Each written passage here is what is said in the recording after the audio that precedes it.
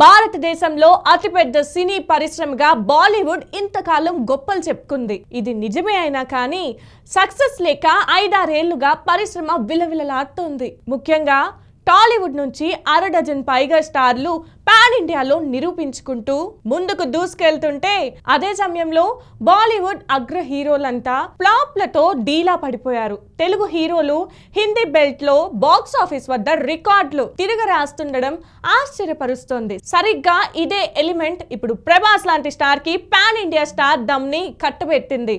బాహుబలి, సాహో మొదలు సలార్, కల్కి 2898 AD వరకు ప్రభాస్ ఎదురులేని హీరోగా పాన్ ఇండియాలో నిరూపించుకున్నాడు. ప్రపంచ వ్యాప్తంగా షారుఖ్ కి ఉన్న స్టార్డమ్ తో ప్రభాస్ స్టార్డమ్ సరిపోలేదని వారంట వాదిస్తున్నారు. ప్రపంచ దేశాల్లో షారుఖ్ కి అసాధారణ ఫాలోయింగ్ ఉందని వాదిస్తున్నారు. దేశంలోని అతిపెద్ద స్టార్లుగా చెప్పుకునే ఖాన్ల సరసన ప్రభాస్ పేరు వినిపిస్తోందంటే అది అతడు సాధించిన అచీవ్మెంట్.